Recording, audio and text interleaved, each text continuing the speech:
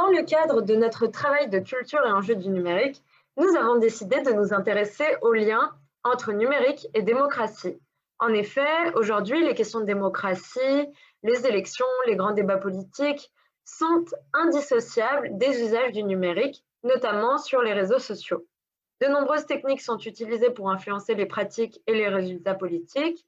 Nous voulions donc savoir quelles étaient ces pratiques, à quel point le numérique jouait un rôle en politique et à quel point il impactait les démocraties. Pour ce qui concerne de la méthode, nous avons opté pour une méthode qualitative, en faisant un travail de recherche et en conduisant des entretiens afin de produire ce podcast par exemple. Nous souhaitions dans un premier temps donc s'intéresser aux dangers que représente le numérique pour la démocratie. Donc afin de répondre à nos questions, nous avons donc choisi d'interviewer Irénée Regnault. Merci beaucoup Irénée Regnault d'être parmi nous et d'avoir répondu à notre invitation afin de répondre à nos questions dans le cadre de notre projet de culture et enjeux numériques qui porte sur l'impact de l'utilisation des outils numériques dans nos démocraties actuelles. Donc vous êtes consultant en transformation numérique, auteur du blog Méoval Web.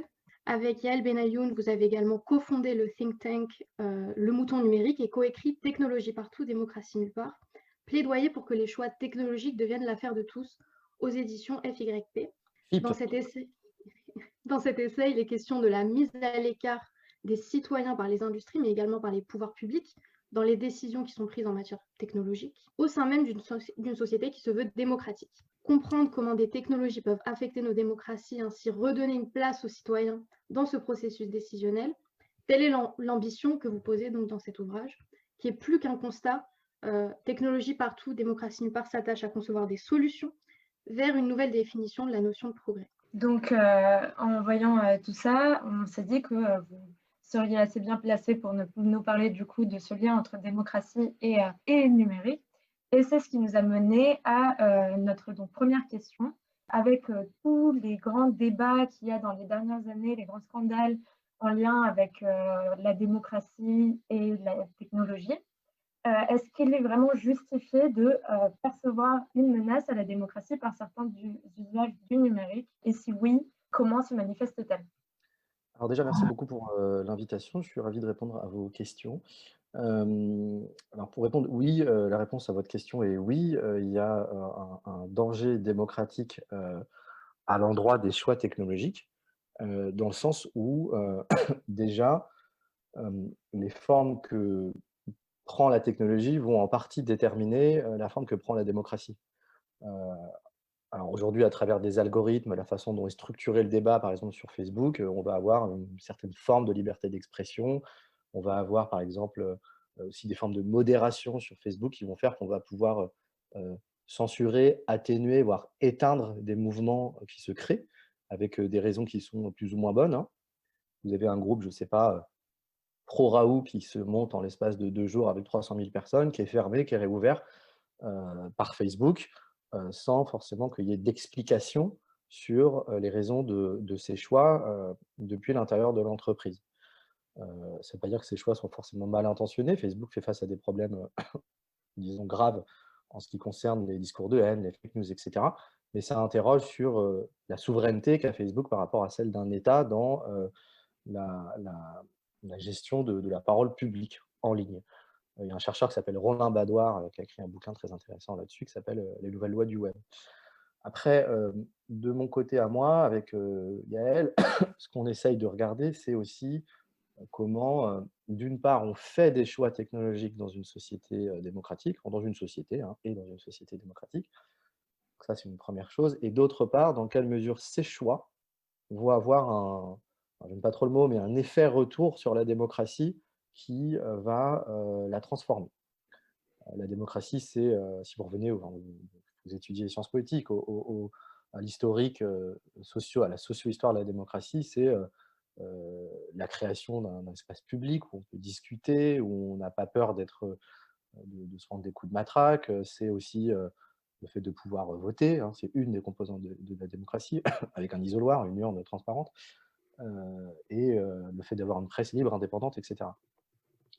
Toutes ces choses, en fait, elles peuvent bouger au contact de nouvelles technologies et aujourd'hui, Nous, ce qu'on va regarder dans notre livre, on ne cherche pas forcément à avoir une théorie globale sur la technologie et la démocratie, mais on va poser des sondes à certains endroits intéressants, et notamment dans le travail, avec l'automatisation, par exemple, de certains postes comme les caissières, pour montrer que ça, c'est aussi un choix qui, historiquement, s'inscrit dans un combat démocratique, parce que aux racines de la démocratie, vous avez aussi les syndicats, et qui va déterminer des conditions de travail, et qui va déterminer des conditions de possibilité de contester au sein d'une entreprise. En l'occurrence, quand on automatise le métier d'une caissière, on ne facilite pas son métier, on le rend plus difficile dans des conditions de négociation qui sont aujourd'hui affaiblies, puisqu'on a des CHSCT qui sont de plus en plus faibles. Donc ça, c'est rigolo, mais c'est une composante de la démocratie qu'on ne voit pas forcément tout de suite.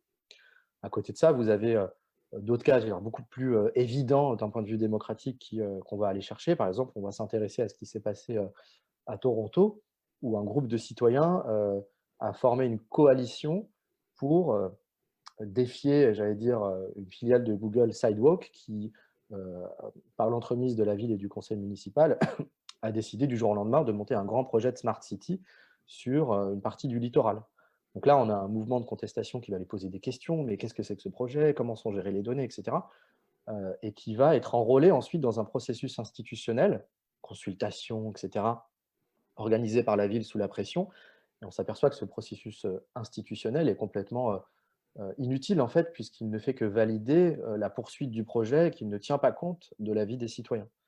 Donc ça, c'est aussi d'autres sujets qu'on va attaquer, c'est comment les mouvements de contestation sont enrôlés institutionnellement. On peut en parler aujourd'hui avec la 5G, il y a beaucoup de consultations qui sont mises en place. Est-ce que la consultation arrive au bon moment? Qui l'organise? À quelle fin? Est-ce qu'elle est là pour faire accepter le projet de façon très descendante? Ou est-ce qu'elle est là pour vraiment discuter avec les personnes sur quelle forme peut avoir l'objet technologique dont on parle, à quoi il répond comme problème et comme besoin? Donc c'est une autre sonde qu'on va poser. Et je terminerai peut-être avec la dernière qui était celle de la 5G, ou peut-être plutôt celle de la sécurité. Tenez, je pense que c'est... Oula. Excusez-moi. Du coup, je poursuis sur les questions de sécurité de 5G, parce que je vous parlais de Toronto, mais en France, c'est un peu pareil. Je ne peux pas m'empêcher de parler de la loi sécurité globale qui vient de passer, mais la question, c'est à quel moment on considère que les objets qu'on déploie dans l'espace public, les objets technologiques, ont ce fameux retour sur la démocratie. Aujourd'hui, quand vous installez des caméras de surveillance déjà partout, d'une part, ça ne sert à rien, et c'est prouvé maintes fois, à la fois par des sociologues, par la Cour des comptes, enfin, des gens assez indépendants. Donc déjà, ça ne sert à rien. Et ensuite, ça a potentiellement un effet néfaste sur les libertés publiques. On le sait, c'est su, c'est vu, c'est évident, j'enfonce une nouvelle porte ouverte. Et de fait, ça ne sert à rien, puisque quand on voit la façon dont c'est discuté à l'Assemblée, on voit qu'en fait, là, on a un processus démocratique légitime. Les députés sont des gens élus. Hein. Emmanuel Macron est quelqu'un d'élu, donc ils ont cette légitimité démocratique. Pourtant, ils sont capables de faire passer des mesures qui sont accompagnées de nouvelles technologies qui, elles, sont fondamentalement non démocratiques. Et je dis bien, ces technologies-là sont fondamentalement démocratiques.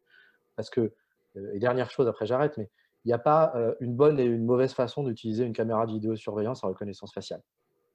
Il n'y a pas de règles éthiques qui pourront rendre ça juste, qui pourront rendre ça compatible avec nos démocraties. Et ça, c'est un discours qu'il faut déconstruire aussi, de ce fameux discours de la neutralité axiologique de la technologie. Il n'y a pas de neutralité dans la technologie. Et nous, ce qu'on pose avec Yael, justement, c'est comment, à un moment donné, on se dit qu'on interdit certains trucs.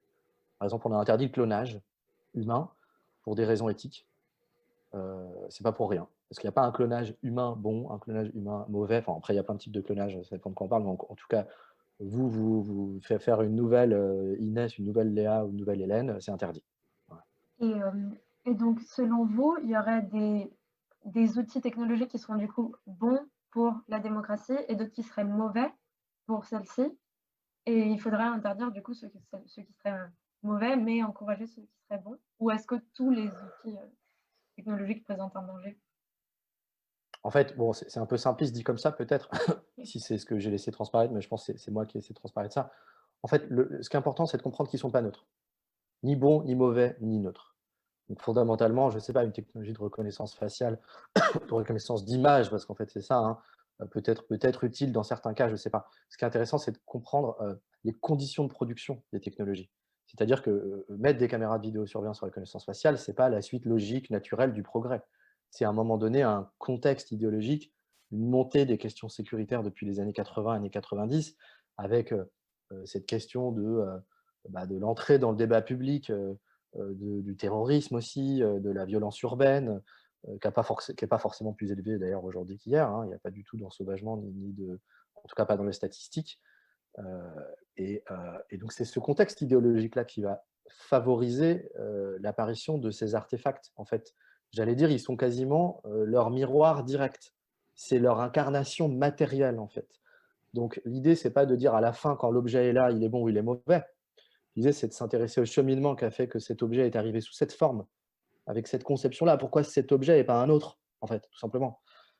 Et ça, on revient dans le livre. Au début du livre, on a une petite analogie qui est rigolote. On parle de la façon dont les machines à laver ont, disons, eu un impact sur la vie démocratique d'un village en Espagne, dans les années 70. Et on dit, bah voilà, à un moment donné, dans ce village, on reprend l'exemple à Richard Skov, qui est un chercheur, activiste. Dans les années 70, la machine à laver arrive à l'endroit où les femmes se réunissent pour laver le linge, pardon, dans des lavoirs communs avec toute une vie commune, j'allais dire, de dialogue entre les femmes qui permet aussi de fonder une communauté qui n'est pas celle des hommes, qui n'est pas celle du foyer, qui n'est pas forcément celle des enfants, tout en créant aussi des liens avec les hommes et les enfants, parce qu'il va y avoir des interactions, peut-être les hommes vont amener le linge avec des ânes, enfin, en tout cas il se passe quelque chose, il y a une forme de cohésion, peut-être même de contre-pouvoir. Euh, on a tendance à déprécier ces espaces-là en disant oui, c'est du ragot, machin, les femmes discutent entre elles. En fait, c'est ça, la démocratie, une forme démocratique intéressante. La machine à laver arrive avec une vision très individualiste finalement du lavage de linge. Donc on va mettre une machine à laver dans le foyer et on va reclure la femme dans ce foyer. Donc l'activité de lavage de linge ne va plus être une activité commune. Ça ne veut pas dire que la machine à laver, c'est pas bien. Et d'ailleurs, la machine à laver, dans l'absolu, si on se remet dans le contexte, bah, ça fait gagner 3 heures par jour aux femmes, quoi. Donc c'est très bien. Et c'est peut-être même un vecteur d'émancipation à ce niveau-là. En revanche, ce n'est pas un vecteur d'émancipation au niveau de la forme sociale qui était là avant. Et on prolonge, on se dit, mais si on avait demandé aux femmes, à ces femmes-là en l'occurrence avant, qu'est-ce que c'est pour vous qu'une machine automatique qui vous fait gagner du temps, elles auraient peut-être dit, c'est un lavoir automatique où on continue à se réunir. Ils auraient pu avoir les avantages de l'automatisation et les avantages de garder cette forme de gain de temps. Donc, vous voyez, c'est ni bon, ni mauvais, ni neutre, en fait. Et donc, l'idée, c'est pas de se poser pour et contre à ce moment-là, c'est de comprendre comment on fabrique l'objet, avec quelle représentation on construit un objet technologique au début. Voilà, je pense que c'est peut-être plus clair maintenant. Oui, d'accord, merci beaucoup. Et sinon, oui, aussi, je me posais une question par rapport à, du coup, ce biais, le fait que ce soit pas neutre.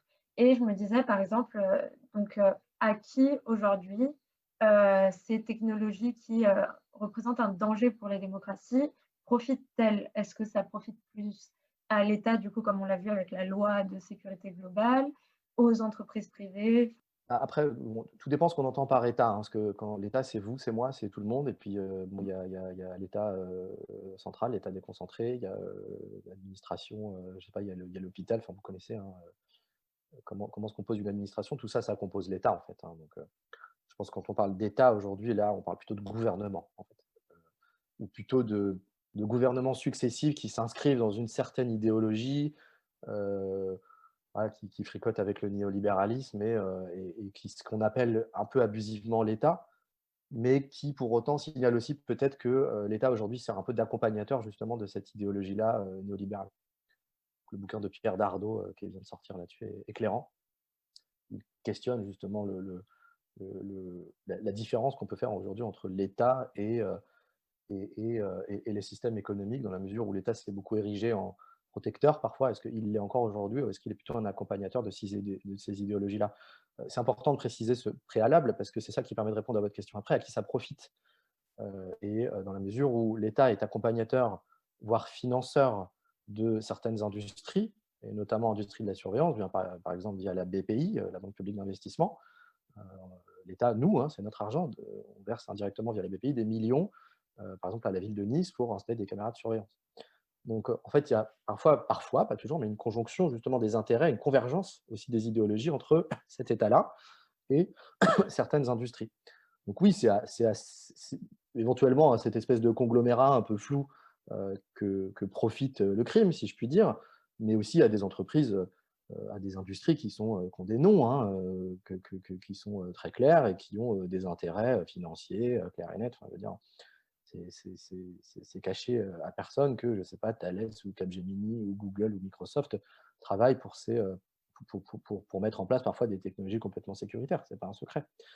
Donc oui, ça profite à ça. Après, je pense que ça profite aussi à certaines formes d'idéologie qui surfent sur ces vagues-là pour justifier des glissements autoritaires. Aujourd'hui, quand vous avez un Gérald Darmanin qui ment effrontément à l'Assemblée en disant que les caméras de surveillance sont utiles et qui refuse de voir les études sur ces sujets, faut se demander quel électorat il caresse, qu'est-ce qu'il cherche à faire. Et là, ça, c'est très dangereux. Voilà. Alors après, ça ne veut pas dire que toutes les industries sont mauvaises. On a besoin des industriels pour faire plein de trucs. Ça ne veut pas dire que tous les députés sont des abrutis. Il y a des députés qui votent contre, il y a des députés intelligents, ça existe. Hein, donc, ça ne veut pas dire qu'il faut tomber ni dans une forme de complotisme, ni de rejet total des institutions. En revanche, et nous, c'est ce qu'on essaie de dessiner dans le livre, ça dénote peut-être un manque une très très mauvaise répartition du pouvoir et un déséquilibre fondamental entre l'idée qu'on se fait d'une démocratie qui démarre du bas. La démocratie, c'est quoi? C'est les éléments que j'ai cités tout à l'heure, mais c'est aussi la capacité qu'a chacun à peser sur la décision. Ça, c'est ce que dit Robert Dahl, qu'on cite au début du livre. Mais bon, ils avaient mis une définition de la démocratie par le peuple, pour le peuple, etc. Peu importe, chacune de ces définitions dit un peu un truc et voilà, chaque citoyen a l'impression au moins de pouvoir dire quelque chose. Et donc, ça questionne directement aussi la forme des institutions. Est-ce que les institutions aujourd'hui représentent assez les citoyens et ces revendications qui sont de plus en plus fortes pour faire dévier ces choses-là, parce qu'il y a des revendications. Et donc ça questionne la forme des institutions, et donc ça questionne les questions d'échelle, parce qu'une démocratie à 100, c'est pas une démocratie à 1000, ni à l'échelle d'une commune, ni à l'échelle d'un État. Et donc en fait, ça balaye un petit peu tout ça, et donc c'est ça qui est intéressant, c'est que c'est très, très stimulant intellectuellement. Eh bien, merci. Ensuite, on voudrait avoir plus d'informations sur comment les entreprises privées aujourd'hui influencent la sphère politique et démocratie, et bien, via les numériques, si vous en savez un petit peu plus sur ça. Via le numérique, c'est ça la question? Oui, enfin, par exemple, il y a des techniques de profilage, de la publicité visée sur les plateformes Facebook, etc. Oui, parce qu'il y a deux choses. On pourrait parler de lobbyisme d'un côté, comment certaines entreprises s'organisent pour faire passer des idées aux députés ou je sais pas, à la Commission européenne, etc. Ou comment fonctionnent les groupes de travail sur l'intelligence artificielle à la Commission européenne, quelle place on donne aux industriels, comment est fait un choix comme la 5G, par exemple, il y a 10 ans, en amont, entre les industriels, les organisations comme l'ORES, qui découlent derrière sur l'ARCEP, etc. Donc ça, c'est une façon que les entreprises ont de donner un agenda, en fait, un agenda technologique, donc politique. Donc là, vous posez une question différente qui est plutôt comment est gérée l'information sur les réseaux sociaux par des entreprises pour aller influencer des choix politiques. Alors, c'est peut-être un peu moins mon sujet, je vais dessiner quelques lignes, mais en gros, aujourd'hui, ce qui se passe, c'est que vous avez une régulation qui est défaillante sur la façon dont l'information politique est distribuée sur les réseaux sociaux. C'est des systèmes d'enchères sur Facebook. Ce n'est pas tant des entreprises en fait, qui en profitent que des partis politiques. Alors peut-être avec, quand on va au bout du complot, des Russes derrière, comme dans les Cambridge Analytica et autres. En tout cas, il y a ce ciblage-là, ce micro-profilage-là, en fait, il est dangereux. Pourquoi? Il est dangereux parce que des partis politiques peuvent aller cibler des personnes en particulier, les bons messages aux bonnes personnes via des plateformes qui ne régulent pas assez la véracité des messages qui sont donnés par ces différents partis politiques, ni ce fameux système d'enchères qui fait que les publicités en fait échappent, par exemple, à la vraie bonne répartition de la parole. Pendant une élection, le mois avant l'élection, vous savez, à la télé, le CSA dit chacun parle pareil, quoi. Donc c'est toutes ces questions-là en fait classiques qui sont en train de se transposer dans la sphère numérique et puis qui sont en train d'être régulées. En fait, on est en plein dedans.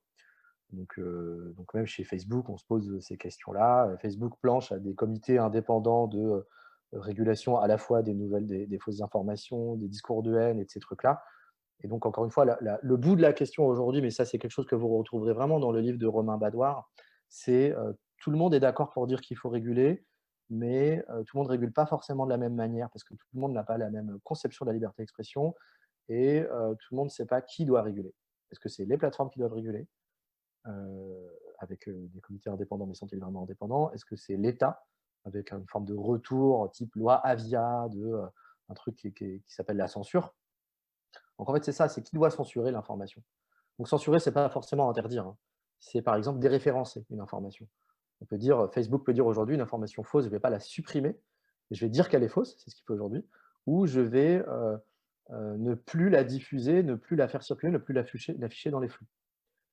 Et vous avez aussi un autre type de régulation plus structurelle qui pourrait être, on change la forme qu'ont les réseaux sociaux, parce qu'en fait tout ça c'est lié au business model des réseaux sociaux qui surfent sur cette viralité, c'est ça leur business model. Donc fondamentalement le problème il est là.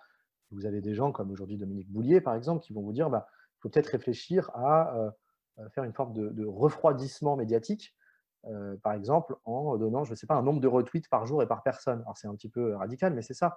C'est concrètement, et c'est ce qu'on fait que certains réseaux sociaux comme WhatsApp par exemple dans certains pays d'Asie du Sud-Est, en limitant le nombre de messages qui peut être, le nombre de personnes qu'on peut mettre dans un groupe de discussion, on diminue la viralité d'une information. Ouais, donc en fait, il y a tous ces leviers-là qui sont intéressants à regarder sur cette question de régulation de la parole. Voilà, je ne sais pas si ça vous aide. J'avais une autre idée en tête, mais je l'ai oubliée entre-temps. Merci beaucoup, c'est très clair. Et donc, pour rebondir sur cette idée de régulation, donc c'est un peu une des solutions qu'on pourrait imaginer, peut-être pour cette dernière question, de ce que moi je comprends des solutions qu'on peut envisager, c'est instaurer davantage de délibération. Tout à Et fait. quand on pense à des dispositifs tels que la Convention citoyenne pour le climat, est-ce que ce genre d'instance, ça pourrait être mis en œuvre pour délibérer, mais des questions, par exemple, technologiques, telles que la 5G? Oui, tout à fait. Alors voilà, dans cette conversation, c'est ça qui est intéressant, mais qui sera peut-être un peu flou pour la personne qui nous écoutera si on nous écoute. Parce qu'on a parlé de régulation interne aux entreprises avec Facebook. J'ai parlé de syndicats, de machin, on pourrait parler des entrepôts Amazon, de la façon dont sont utilisées les technologies aliénantes. Là, il y a des formes de régulation qui vont qui touchent à la démocratie en entreprise.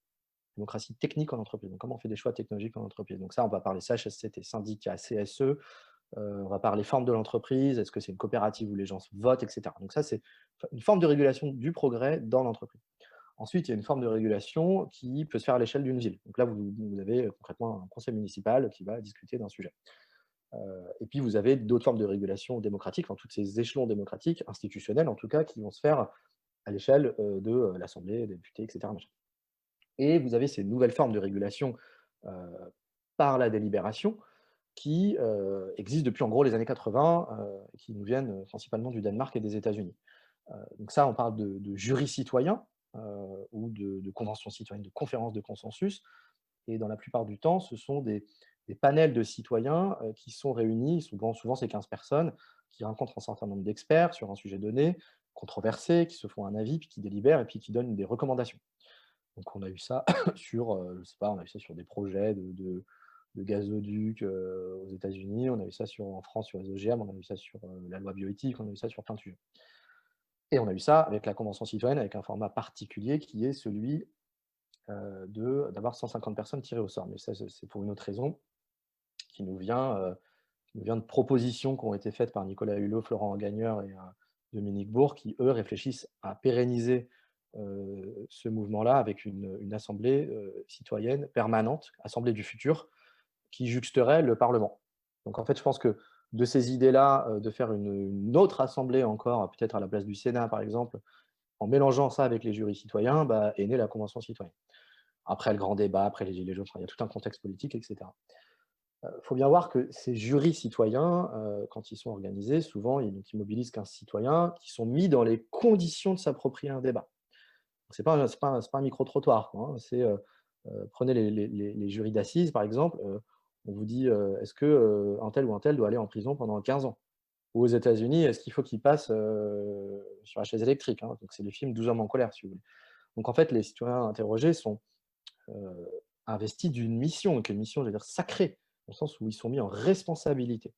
Et donc ce mécanisme-là, qui a été très bien documenté notamment par le biologiste Jacques Testard dans un livre qui s'appelle L'humanitude au pouvoir, a un grand intérêt parce qu'il a l'intérêt de mettre à distance des positions partisanes, à faire entrer les gens dans ce qu'il appelle l'humanitude, peu importe, mais dans quelque chose de très empathique, voilà, ils prennent le truc au sérieux, quoi. Ils jouent pas de réélection, hein, donc ils sont pas là pour revenir dans 5 ans, avec un discours populiste. Et il en ressort que ces formats ne sont jamais parfaits, mais que les recommandations qui en sortent sont souvent pertinentes, en fait. Pertinentes au regard de l'idée qu'on se fait, du bien public ou de toutes ces choses un peu floues, de l'intérêt général, et cetera. On n'arrive jamais vraiment à définir, tout en voyant à peu près quand même ce que ça veut dire. Donc oui, de tels formats devraient être utilisés sur des questions technologiques. Ils l'ont été sur des questions, écologiques avec la Convention citoyenne, qui a brassé très large, qui s'est réunie pendant 9 mois quand même, pour un rapport de 600 pages, qui a discuté numérique, mais qui a rapporté le sujet numérique au dernier moment, en fait, hein. Le sujet numérique n'était pas à l'ordre du jour. C'est eux qui ont voulu le mettre, c'est eux qui ont choisi les intervenants. Donc ça n'a pas suivi le bon protocole, entre guillemets. Donc il en est sorti une décision assez, légère, j'entends en termes d'épaisseur du document par rapport au transport, par exemple, et ils ont notamment demandé un moratoire sur la 5G en attente d'avoir plus d'éléments, de débat. Donc ça, vous le savez. Bon bref, Macron balaye tout ça et plein d'autres trucs et donc balaye en même temps, en tout cas nous c'est ce qu'on constate, la légitimité même du processus. Si on fait une convention citoyenne, qu'on se rend compte que c'est intéressant, puis qu'en fait on se dit: «On s'en fout», qui va vouloir encore y participer? Hein? Et c'est ce qui se passe avec les débats qui sont organisés au sein de certaines institutions qui font soi-disant de la démocratie en faisant venir des citoyens. Mais si on les fait venir pour qu'ils fassent, pour que ce soit des plantes vertes, ils viendront plus. Aujourd'hui, vous avez plein d'associations qui ne veulent plus y aller dans ces dispositifs. Voilà, si un combat politique aujourd'hui, c'est de se battre pour que ces dispositifs soient institutionnalisés, crantés avec les éléments de pouvoir, et puissent avoir un pouvoir de décision. Il ne faut plus qu'ils soient consultatifs. Voilà, il faut que ce soit eux qui décident. Et c'est pas nouveau, hein, c'est pas voilà. Moi, j'irais plus loin que ce que dit Dominique Bourg, mais bah, après, c'est une position pragmatique qu'il donne quand il dit qu'il faut une assemblée citoyenne du futur consultative. Parce que c'est vrai que c'est un projet qui n'est pas forcément évident à vendre. Comment vous dites aujourd'hui aux gens, voilà, faut que des citoyens tirés au sort décident de votre avenir, alors qu'on leur fait croire à longueur de temps que les citoyens sont des abrutis, qu'ils comprennent rien, qu'on les a complètement dépréciés, qu'ils lisent des fake news et qu'ils regardent des documentaires complotistes. Tout ça, c'est vrai dans la mesure où il y a un déficit démocratique. Si on remet en fait, on a besoin de plus de démocratie aujourd'hui. Moi, enfin, là, vous m'interrogez dans un contexte particulier, parce que la loi sur la sécurité globale est passée hier, donc je suis très, très, très énervé et un peu dépité. J'ai une idée je me dis: «À quoi bon? Est-ce que tout ça est vain?» Au final, j'en suis un peu là. Mais en tout cas, dans le livre, on dessine quand même ces pistes-là, on les redessine et il faut continuer à militer pour ça parce que, ou à militer contre eux, parce qu'eux aussi sont des militants, en fait, hein. On n'est pas, nous, les militants d'un côté, qui râlons, contre les autres. En fait, on propose des choses très concrètes et eux militent pour, en tout cas je pense le gouvernement en ce moment, le gouvernement Macron pour un flétrissement démocratique, pour un flétrissement institutionnel, ce sont des militants d'un État autoritaire qui est en train de glisser vers ça. Donc il faut absolument qu'on ait ce genre de format sur des questions, technologiques demain, parce que c'est structurant pour, la vie démocratique. Voilà, j'ai un peu déballé bon. Et du coup, moi je me demandais si justement ces outils du numérique, vous pouviez les utiliser juste pour, défendre la démocratie, enfin militer et vous en servir vraiment. Enfin, est-ce que nous, les citoyens, finalement, on aurait la capacité de prendre, un peu le «pouvoir» entre guillemets sur, ces outils pour, renforcer la démocratie? Bah, déjà un peu moins aujourd'hui qu'hier, parce que déjà vous ne pouvez plus filmer des policiers. Voilà. Donc la réponse de l'absolu, c'est bon, c'est toujours pareil, oui et non, quoi. Oui, dans la mesure où si c'est pour documenter des violences policières, pour écrire en ligne, dans un blog et cetera, c'est évidemment c'est ce qu'on appelle les automédias, c'est très précieux, ça permet de donner un discours aussi en dehors, des médias. Alors il y a plein de sortes de médias, mais par exemple, je ne sais pas, la façon dont s'exprime un militant à Notre-Dame-des-Landes, ou la façon dont s'expriment les gilets jaunes en automédias, en se filmant eux-mêmes de leur point de vue, en parlant eux-mêmes. C'est aussi parce qu'ils ne font pas confiance au relais médiatique, ou en tout cas au relais médiatique puissant, pour déterminer, pour donner à voir leur discours. Donc ça, c'est essentiel d'avoir ça. La question après, c'est évidemment que c'est toujours compliqué parce que ça débouche sur des plateformes, en fait, souvent. C'est YouTube, c'est Facebook derrière. Donc l'autre question, et le versant peut-être un peu plus négatif, c'est que vous avez des formes de mobilisation sur les réseaux sociaux, Facebook notamment, à travers des groupes qui se constituent. Et ça a été très bien documenté par 2 sociologues, l'une s'appelle Jen Shradi et l'autre qui s'appelle Zeynep Tufekci. En l'occurrence, la dernière est turque, la première est-ce qu'elle est anglaise ou américaine? Je pense qu'elle est américaine.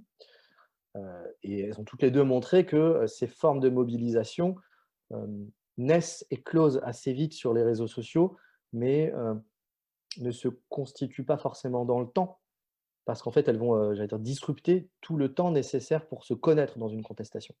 Quand vous commencez à contester quelque chose, hein, pour les gens qui ont vécu des mouvements contestataires ou des mouvements de revendication, vous avez besoin de vous connaître, de vous voir, de vous vivre, de vous réunir dans des salles, de vous engueuler, de vous remettre d'accord, de décider qui va porter la pancarte, qu'est-ce qu'il y aura écrit dessus. Et ça s'expérimente dans le temps, en fait. C'est comme une montée de l'Everest, a dit Zeynep Tufekci. Vous avez besoin voilà, de grimper et d'apprendre en grimpant. Vous n'allez pas arriver tout en haut directement. Donc les réseaux sociaux ont l'avantage de vous faire arriver en haut directement parce que ça vous donne une visibilité énorme. Tout d'un coup, vous êtes 300 000, etc. Mais finalement, au bout, ça peut faire pchit, quoi. Et c'est ce qui s'est passé avec le mouvement des Occupy Wall Street aux États-Unis, d'une certaine manière Podemos, bon, qui a quand même donné quelques relais institutionnels, et tout un tas d'autres mouvements comme ça, même les Gilets jaunes, qui ne durent pas forcément, en fait, et qui couvrent le risque derrière d'être repris par des figures politiques un peu populistes, voire très populistes, au détriment finalement du groupe politique. Donc oui, évidemment, on a besoin du numérique comme relais de dialogue, comme on a besoin de l'imprimante pour délivrer une information, en fait, hein, tout simplement, enfin de l'imprimerie, hein, plutôt que l'imprimante, puis l'imprimante, et des livres, tout simplement, parce qu'on a besoin d'écrire, de parler. Après, il ne faut pas non plus compter dessus, ni compter sur les civic tech pour tout améliorer, quoi. Voilà. Eh bien, merci beaucoup. Merci pour toutes ces réponses. C'était très pertinent. Je pense qu'on a appris beaucoup sur le sujet. On a de quoi se documenter. On comprend donc bien que les choix technologiques que les acteurs publics opèrent ont un effet sur la démocratie. Il est donc important que l'idée d'une neutralité axiologique appliquée aux technologies est inexistante dans ce cas-là. Cependant, il ne s'agit pas de dire si les outils technologiques sont bons ou mauvais à l'origine. Il est plus pertinent de comprendre les conditions de production des technologies qui répondent finalement à un contexte ou même à des acteurs qui en bénéficient. Il n'est pas rare de voir que les intérêts des acteurs politiques et d'une industrie puissent converger. Il est flagrant d'observer cette relation qui est assez ambiguë lors des campagnes électorales. Micro-ciblage, profilage et utilisation de la psychométrie sur les plateformes d'Internet, c'est ce que nous allons voir dans le deuxième podcast.